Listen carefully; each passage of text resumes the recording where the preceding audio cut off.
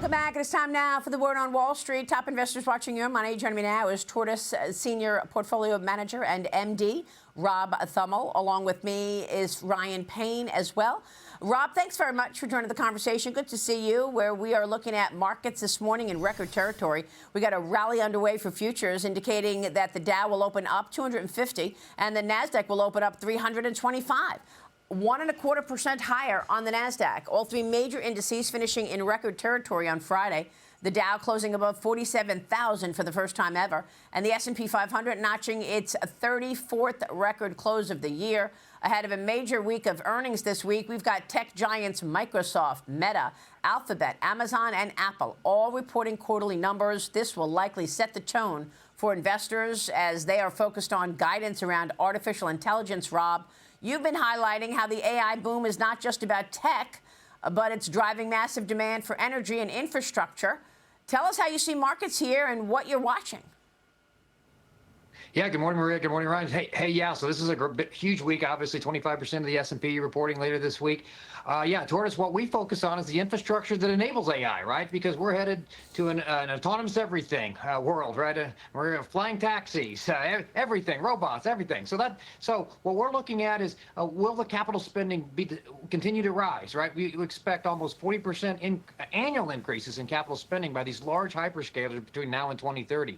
So the infrastructure that enables the development of AI are going to be the companies that really win along those lines. And there's a lot of those companies that are doing that and are really transforming their businesses.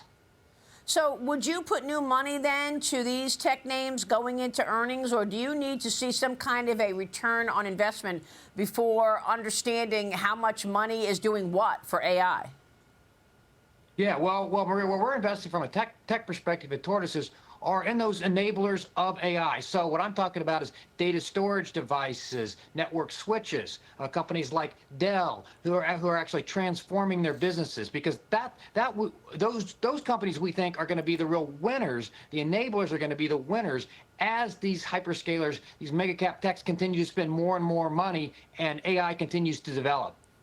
I see. Ryan, same question for you. I mean, we've got lots of conversation around these tech names. You said you really want to put money to a broader set of sectors. And, of course, one of the big stories of the morning is the much-awaited meeting between President Trump and Xi Jinping in Seoul on Thursday. The U.S. and China, we understand, have agreed to an early framework ahead of the meeting. Top economic officials laying out terms to extend the trade truce and address issues like rare earth exports and agricultural deals. Treasury Secretary Scott Bessent talked about it on the Sunday morning programs. He said the threat of that additional 100% tariff on China is off the table. Watch this. I think we had a very good two-day meeting. I would believe that so it would be an extra 100% from where we are now. And I believe that that is effectively off the table. I'm not going to get ahead of the two leaders who will be meeting in Korea on Thursday, but I can tell you we had a very good 2 days. So I would expect that the threat of the 100% has gone away, as has the threat of the immediate imposition of the Chinese initiating a worldwide export control. Your reaction? Yeah, I think this is a very good sign, right? It sounds like we're getting a real framework, and I think that's what businesses need right now is clarity.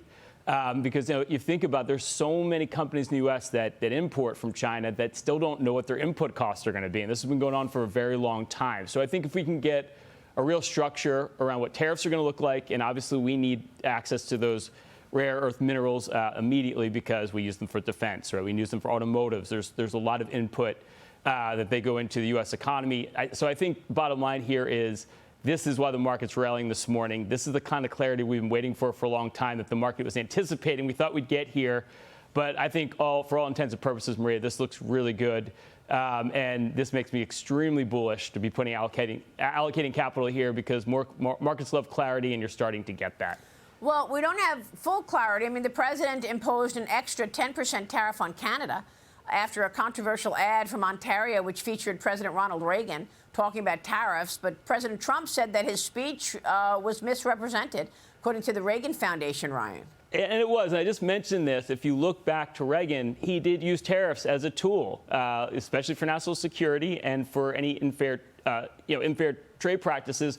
Also, I'd mention that 85% of goods that come from Canada are tax-free under the first agreement under President Trump's first administration of the USAMC. So I think bottom line there is that is a little bit deceiving when you look at the actual trade and what actually was said back then. But I also mentioned, too, is this is actually very good for international companies. If you look at Canada, their stock market's up 25% this year because now Trump is playing hardball, that we are putting restrictions in place. We're not spending on other economies like we used to. We're spending on our own economy. They're actually having to spend on their own economy. They're going to spend like $140 billion on defense infrastructure for their own Canadian economy, and that's actually starting to show up in the stock market. And you can buy a lot of stocks there that pay like high dividends. Like, if you look at Toronto Dominion, which is a bank there, which is equivalent to JP Morgan here in the U.S., you're getting a 4% dividend, trades very low. So lots of places to put your money internationally right now because these economies or these countries are starting to be forced to actually spend on their own economies, which is fascinating.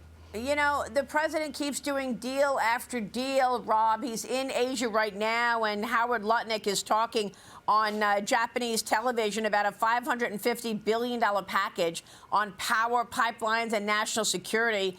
Lutnick says that Japan's $550 billion package will focus on power, pipelines, things that are fundamental to national security. Not so different than what we heard from JP Morgan last week, where it's going to be creating a $1.5 trillion package to invest in national security items. This is all the directive of President Trump. Your reaction? Well, here's what a lot of people don't realize is in the U.S. we really benefit from having a significant amount of energy, and natural gas in particular. And what China and other countries around the world don't have is natural gas. And so the world wants and needs more U.S. energy, and it wants more U.S. natural gas. And so we've obviously got the Europe's going to buy, what, 750, almost $800 billion of U.S. energy over the next several years. And so the U.S. is in a really good position, really, to be a big exporter of natural gas. And one of the primary reasons the U.S. has been able to really lead this race and is going to win the global AI race is because of low-cost energy, and specifically natural gas, that's right here in the U.S. Yeah. It's a great point, and I'm just back from the Permian Basin, and what I realized in the Permian Basin is that we've got so much natural gas right now that we don't even have the proper infrastructure to put that gas in the pipes and the pipelines to deliver it. They're selling natural gas at a loss, and we're going to tell you more about that coming up in part 2 of my Permian Basin package tomorrow. But we've got the latest from the Permian Basin coming up on energy. You make a great point, Rob. Thank you for that. Rob Thummel, good to see you.